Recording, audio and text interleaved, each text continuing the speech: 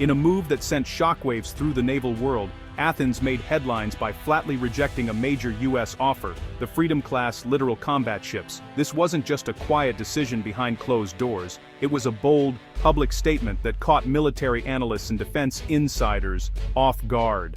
On paper, these modern, fast vessels seemed like the perfect fit for any navy looking to upgrade its fleet. They boasted cutting-edge technology, impressive speed, and a sleek, intimidating profile. For a country like Greece, with its long maritime tradition and strategic location, the offer appeared almost too good to pass up. But Greece said no, loudly and unmistakably. The decision quickly made international headlines, sparking heated debate across defense circles and newsrooms alike. Why would a NATO ally turn down advanced American warships, especially when they were being offered at a bargain price? Was there something wrong with the ships? Or was Greece sending a message to its allies? The answer, it turned out, was straightforward. The ships simply didn't meet Greece's real-world needs in the complex and contested waters of the Aegean Sea. The region's unique geography and security challenges demanded more than just speed and modern looks. The Hellenic Navy had done its homework. Instead of being dazzled by the ship's appearance, Greek officials dug deep into operational requirements, scrutinizing every detail. They considered how these ships would perform in the narrow straits, shallow waters, and unpredictable conditions of the Aegean. Their verdict was decisive. The Freedom class simply wasn't the right tool for their strategic challenges.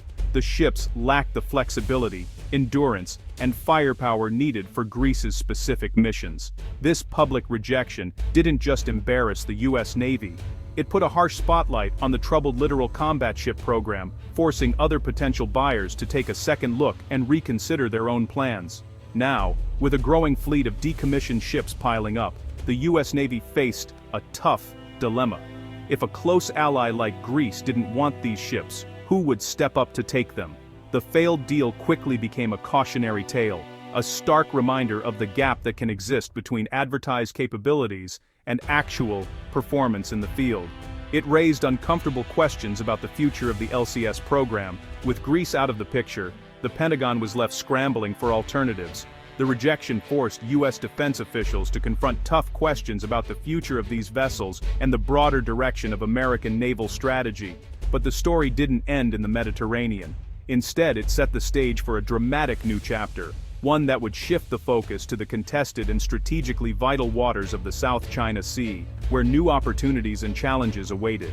The U.S. now needed a new partner, and it needed one fast. The search was on for a nation willing to take a chance on the littoral combat ship. The fallout from Greece's decision would ripple far beyond Europe, affecting alliances, defense budgets, and the global arms market. Suddenly, a new opportunity was emerging, this time for a nation half a world away, eager to modernize its fleet and strengthen its maritime defenses. The saga of the littoral combat ship was far from over. In fact, it was just beginning, with new players, new stakes, and a new arena on the world stage. Greece's rejection of the Freedom-class ships was rooted in hard, undeniable facts and a careful assessment of their own needs. The Freedom-class ships suffered from major technical issues, most notably the unreliable combining gear, a critical component that led to repeated breakdowns and operational failures in U.S. service. These weren't minor glitches, but persistent problems that plagued the class from the start, raising serious doubts about their long-term reliability. For Greece, a warship that might fail in a crisis was simply unacceptable. The stakes in the Aegean are too high for anything less than total dependability. Operating costs were another major deal breaker. These ships were expensive to run and maintain, with high fuel consumption and specialized crew requirements that would strain the Hellenic Navy's budget and resources. Over time, these costs would only escalate, making the ships a financial burden.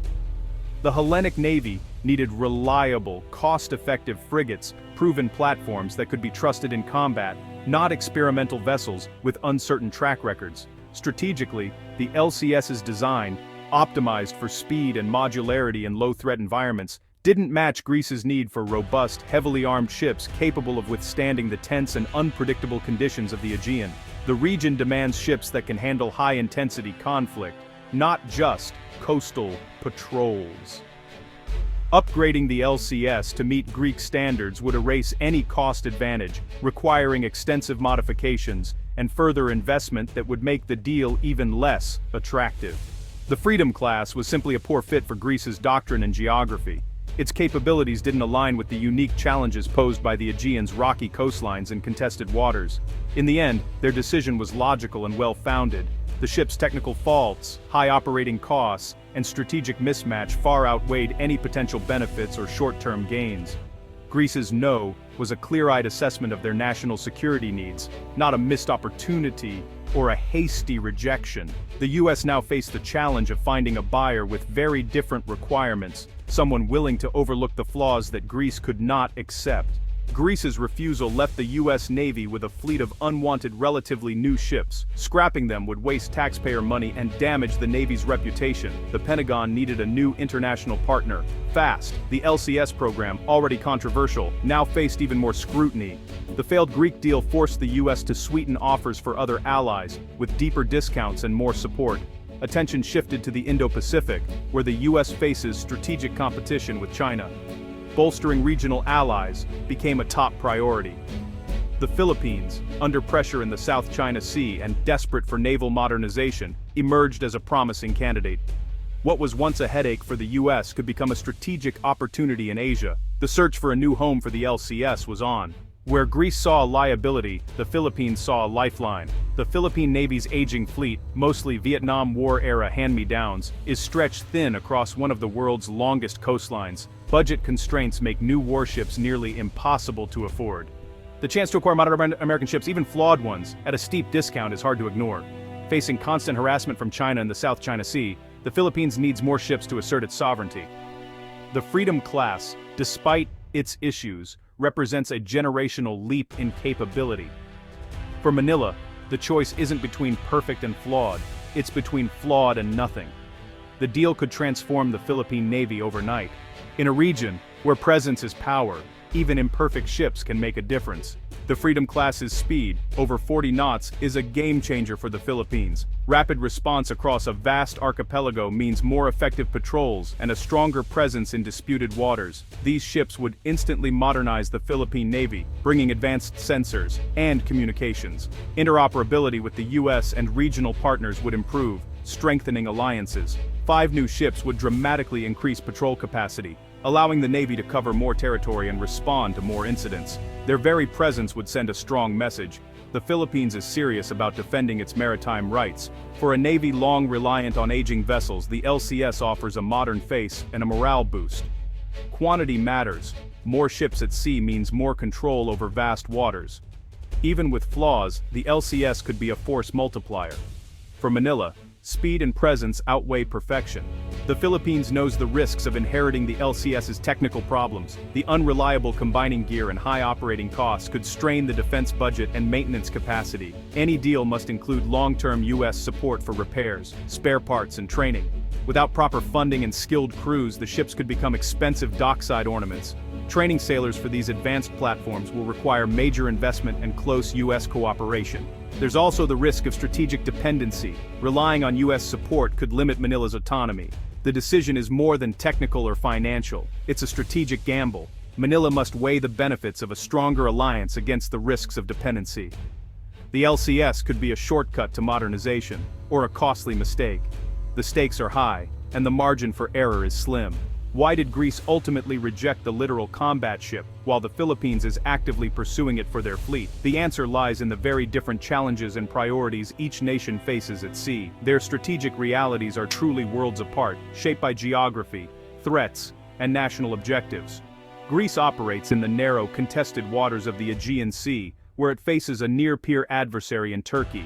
Here, survivability, heavy firepower, and robust defenses are absolutely paramount for any warship. The LCS, with its lighter armament and lower survivability compared to traditional frigates, simply doesn't fit the high-threat environment Greece must prepare for.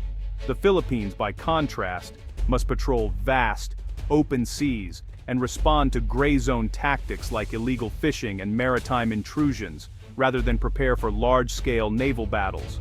For Manila, speed, persistent presence, and advanced surveillance capabilities matter far more than heavy armament or armor. The LCS's high-speed, modular design and modern sensors make it ideal for this constabulary and patrol role, allowing the Philippines to monitor its vast maritime territory more effectively. Geography is a decisive factor too. The Aegean is a maze of islands and narrow straits, while the South China Sea is immense, dotted with remote outposts and long distances between them. For the Philippines, the LCS's ability to cover great distances quickly is a primary asset, enabling rapid response across a sprawling maritime domain. The baseline is different as well. Greece already fields modern, heavily armed frigates, while for the Philippines, the LCS would represent the most advanced and capable ship in their fleet. For Manila, acquiring the LCS is a leap forward in capability. For Athens, it would have been merely a step sideways, offering little new advantage. In the end, one Navy's reject can become another's treasure. Context, shaped by geography, threats, and needs, is everything in naval strategy. The Freedom-class LCS is far from perfect, its flaws are well known, but for the Philippines the question isn't perfection, it's practicality. The deal's value depends on U.S. support fixing technical issues, providing spare parts, and ensuring affordable operating costs. Without these, the ships could become costly liabilities. If the conditions are right, the LCS could provide persistent presence, monitor disputed waters, and free up more capable ships for higher-end missions. The experience of operating these complex vessels would help the Philippine Navy build skills for the future. It's a risky path, but it could accelerate modernization. The LCS isn't ideal, but it may be the best available option. Sometimes practicality trumps perfection. Manila's decision is a generational one, with huge stakes for national security and the U.S. alliance. Success would transform the Philippine Navy and send a powerful message of resolve. Failure could waste resources and undermine public confidence. For the U.S., a successful transfer would turn a troubled program into a strategic win in Asia. Both sides must commit to making the deal work, through planning support and realistic expectations. The fate of these 5 ships will shape the region's security landscape for years to come. From American headache to Philippine asset, the LCS story is a test of strategy and partnership. The final verdict is still to be written.